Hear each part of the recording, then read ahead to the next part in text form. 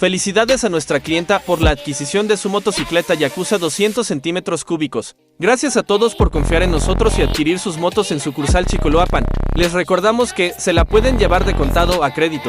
Y para tramitar tu crédito ocupas copia de tu INE, comprobante de domicilio y copia de la boleta predial.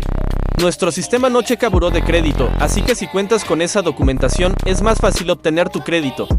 Visítanos, somos Mueblería La Ribera sucursal Chicoloapan.